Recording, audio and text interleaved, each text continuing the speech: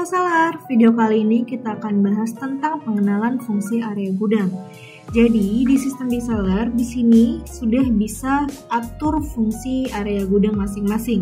Jadi area gudang ini adalah pembagian gudang menjadi beberapa bagian untuk menyimpan barang yang berbeda.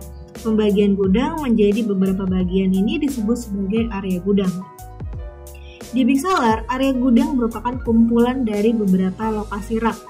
Ini adalah bagian di dalam gudang yang digunakan untuk menyimpan jenis produk tertentu. Nah, jadi di sini kita bisa membuat area gudang di bagian pergudangan. Nanti di menu gudang kita pilih area gudang. Di sini. Jadi kita bisa tentukan masing-masing gudangnya ini ingin kita gunakan sebagai gudang picking atau sebagai gudang penyimpanan atau storage. Kayak gitu. Jadi kita ada 3 gudang. Pertama itu gudang picking area. Gudang picking area ini berarti digunakan sebagai gudang pengambilan barang.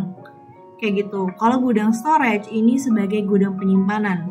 Nah, kalau misalnya gudang peeling ini isinya adalah kumpulan SKU gudang atau memang gudangnya ini kita tidak ada tentukan sebagai gudang picking atau gudang storage, otomatis nanti akan terpilih sebagai gudang peeling atau default sebagai default peeling area. Kayak gitu. Nah, caranya di sini kita bisa buat area gudangnya. Kalau misalnya kita sudah aktifkan fitur satu SKU beberapa rak di bagian daftar gudang. Nih, satu SKU beberapa rak. Otomatis nanti masing-masing gudangnya ini kita bisa tentukan mau kita gunakan sebagai gudang penyimpanan dan pengambilan atau hanya sebagai gudang pengambilan aja. Contoh di sini kita ada aktifkan untuk gudang virus, gudang Fahrul, dan juga gudang default. Nah, ketiga gudang itu di situ bisa kita tentukan. Contoh di sini gudang. Nah, di sini gudang Fahrul contoh. Nah, di sini kita pasti otomatis akan bisa kita pilih.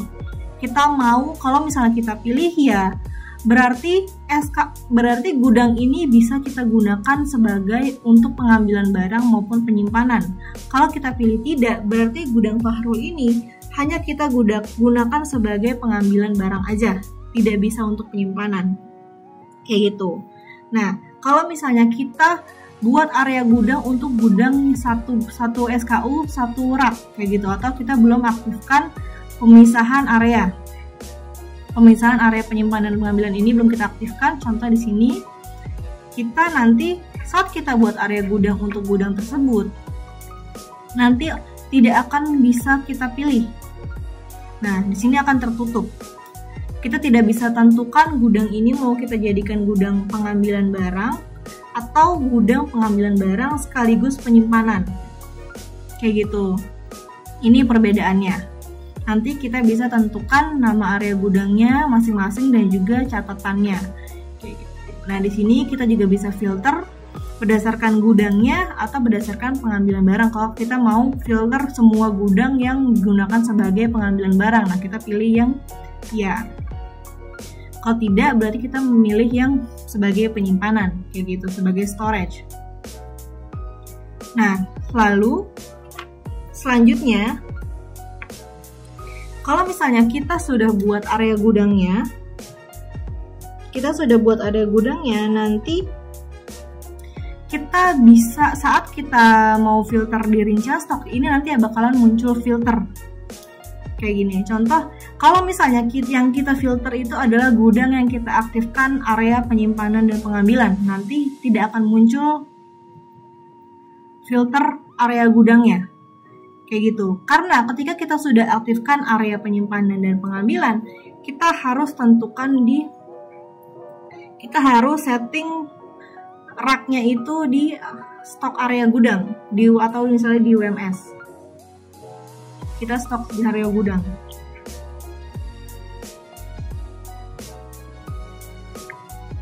Di sini. Kalau misalnya kita mau atur nomor rak, ini harus dari sini kayak gitu. Dan untuk mengecek total stok penyimpanan dan pengambilan itu semua dari stok area gudang. Kayak gitu. Jadi tidak lagi dari rincian stok. Kalau misalnya kita filter gudang yang kita tidak aktifkan area penyimpanan dan pengambilan, contoh ini, nanti bakalan muncul filter area gudang di sini. Muncul area gudang. Jadi di sini kita bisa pilih kita mau filter gudang yang kita setting sebagai area pengambilan atau yang kita setting sebagai peeling area. Jadi peeling area ini tuh tidak masuk ke rak manapun. Kayak gini. Kalau misalnya SKU gudang ini tidak masuk ke rak manapun, nanti otomatis area gudangnya itu yang terpilih adalah area peeling area. Kalau kita sudah tentukan gudangnya, nanti akan masuk ke picking area. Kayak gitu. Nah, ini seperti ini tampilannya. Dan kalau misalnya kita mau tambah nomor rak, untuk SKU gudang yang tidak kita aktifkan area penyimpanan dan pengambilan, kita bisa langsung dari rincian stok. Nanti di sini bisa kita atur nomor rak. Kita bisa pilih raknya di sini. Nah, kalau misalnya kita mau atur nomor rak untuk gudang yang kita pilih sebagai gudang penyimpanan dan pengambilan, ini bisa langsung dari stok area gudang. Jadi sudah terpisah untuk settingan penomoran rak dan juga pengecekan stoknya. Jadi kita bisa tambahkan di sini. Karena satu SKU gudang itu bisa dipilih menjadi beberapa nomor rak. Kayak gitu. Di sini satu SKU beberapa nomor rak. Kalau yang dari rincian stok itu adalah satu SKU satu rak aja.